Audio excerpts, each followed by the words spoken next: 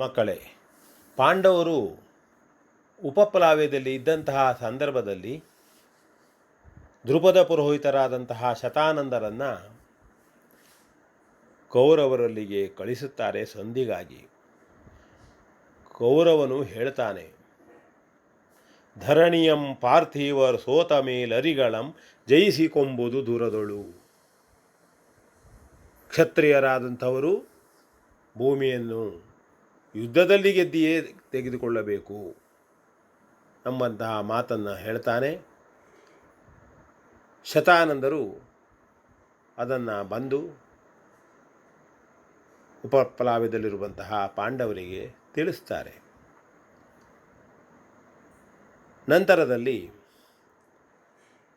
ಶತಾನಂದರು ಹೇಳಿದಂತಹ ಮಾತಿನ ಬಗ್ಗೆ ಹಸ್ತಿನಾಪುರದಲ್ಲಿ ಚರ್ಚೆಯಾಗುತ್ತದೆ. ಶತಾನಂದರು ಹೇಳಿರ್ತಾರೆ, ಧರ್ಮರಾಜಾದಿಗಳು ಧರ್ಮದಿಂದ ನಡೆಯುತ್ತಿದ್ದಾರೆ, ಪಾಂಡವರು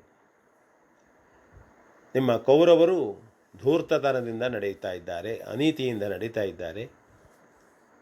ಬುದ್ಧಿಯನ್ನು ಹೇಳಬೇಕು ಧೃತರಾಷ್ಟ್ರ. ಯುದ್ಧವನ್ನು ತಪ್ಪಿಸಬೇಕಾದರೆ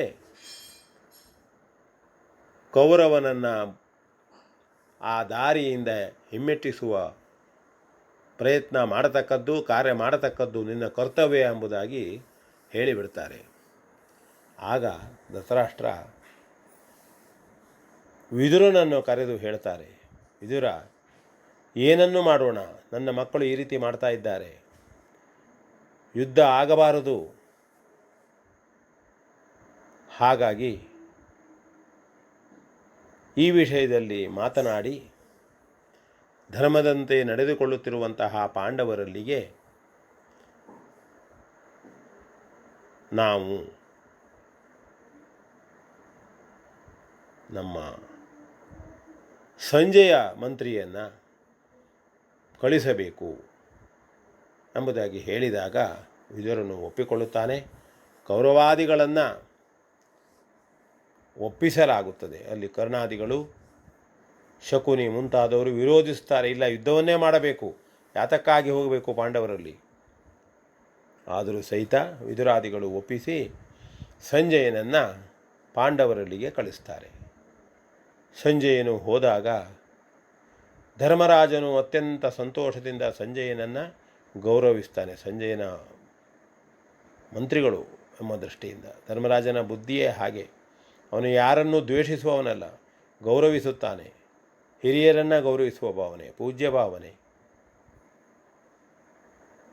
ಒಂದಾಗಿ ಬಾಳಬೇಕು, ನಮ್ಮದು ಸಮ್ಮತ, ಸಂಧಿಯನ್ನು ಮಾಡಿಕೊಳ್ಳುತ್ತೇವೆ, ಸಮ್ಮತ ಎಂಬುದಾಗಿ ಅವನು ಸಂಜಯನಲ್ಲಿ ಹೇಳ್ತಾನೆ. ಆಗ ಕೃಷ್ಣ ಅಲ್ಲಿ ಹೇಳ್ತಾನೆ, ಸಂಜಯ ಮಂತ್ರಿಗಳೇ, ಪಾಂಡವರು ಇದುವರೆಗೂ ಧರ್ಮದಂತೆ ನಡೆಯುತ್ತಾ ಇದ್ದಾರೆ. ಆದರೆ ಕೌರವ ಮಾತ್ರ ಅದನ್ನು ಯಾರ ಮಾತನ್ನು ಕೇಳದೆ ಯುದ್ಧವನ್ನೇ ಮಾಡುವುದರ ಬಗ್ಗೆ ಒಲವು ತೋರಿಸ್ತಾ ಇದ್ದಾನೆ. ಯಾವಾಗಲೂ ಧರ್ಮದ ಕಡೆಯಲ್ಲಿ ಜಯ, ಕೊನೆಯಲ್ಲಿ ಧರ್ಮವೇ ಗೆಲ್ಲುತ್ತದೆ. ಹೆಣ್ಣು ಮಕ್ಕಳಾದಂತಹ ದ್ರೌಪದಿ ಮತ್ತು ಕೌಂತಿಯರಿಗೆ ಕಣ್ಣೀರು ಸುರಿಸಿದಂತಹ ಪರಿಣಾಮ ಮುಂದೆ ಕೌರವ ನೋಡಬೇಕಾಗುತ್ತದೆ ಎಂಬುದನ್ನು ಹೇಳಿ ಸತ್ಯವಾದಂತಹ ನುಡಿಗಳನ್ನು ಹೇಳ್ತಾನೆ. ಇದನ್ನು ತಿಳಿಸಬೇಕು ಎಂಬುದಾಗಿಯೂ ಹೇಳ್ತಾನೆ. ದ್ರೌಪದಿ ಸಿಟ್ಟಿನಿಂದ ಹೇಳ್ತಾಳೆ, ನನ್ನನ್ನು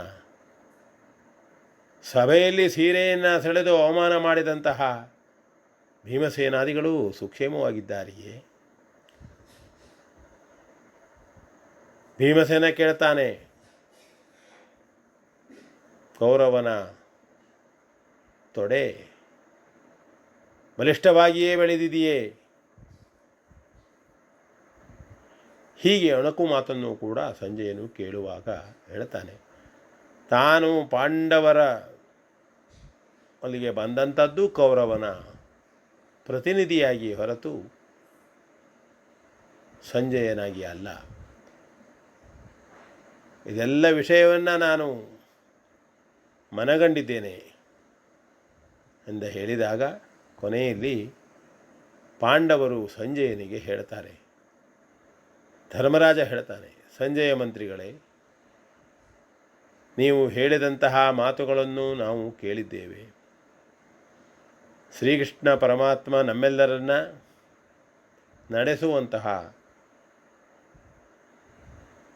ನಡೆಸುವಂಥವನು. ಹಾಗಾಗಿ ಯುದ್ಧವನ್ನು ಮಾಡಬೇಕೋ, ಸಂಧಿಯನ್ನು ಮಾಡಬೇಕೋ, ಅಥವಾ ಪಾಂಡವರು ಯಾವ ರೀತಿಯಾಗಿ ವರ್ತಿಸಬೇಕು ಎಂಬುದನ್ನು ನಮ್ಮ ದೇವನಾದಂತಹ, ನಮ್ಮ ಭಾವನಾದಂತಹ, ನಮ್ಮೆಲ್ಲರನ್ನೂ ರಕ್ಷಿಸುತ್ತಿರುವಂತಹ ಶ್ರೀಕೃಷ್ಣ ಹಸ್ತಿನಾಪುರಕ್ಕೆ ಬಂದು ನಿಮಗೆ ಹೇಳುತ್ತಾನೆ ಎಂಬುದಾಗಿ ಹೇಳಿದಾಗ ಸಂಜಯ ಒಪ್ಪಿ ಹಸ್ತಿನಾಪುರಕ್ಕೆ ತೆರಳುತ್ತಾರೆ. ಇದು ಕೂಡ ಮಹಾಭಾರತದಲ್ಲಿ ಬರುವ ಸಂಜಯ ರಾಯಭಾರದ ಕಥೆ. ಇದನ್ನು ಮಕ್ಕಳು ಓದಬೇಕು, ತಿಳಿದುಕೊಳ್ಳಬೇಕು. ಇದರಲ್ಲಿ ಮಹಾಭಾರತದಲ್ಲಿ ಬರತಕ್ಕಂಥ ಅನೇಕ ವಿಷಯಗಳು ಒಂದು ಮಹಾಭಾರತವನ್ನು ನಾವು ತಿಳಿದುಕೊಳ್ಳುವುದು ಅಂತಾದರೆ ಅನೇಕ ಸಮಸ್ಯೆಗಳಿಗೆ ಉತ್ತರವೂ ಕೂಡ ಮಹಾಭಾರತದಲ್ಲಿದೆ. ಅಂತಹ ಗ್ರಂಥ ನಮ್ಮದು ಅಂತ ಹೇಳ್ತಾ ವಿ ಎನ್ ಭಾಗವತ್, ಬರಬಳ್ಳಿ.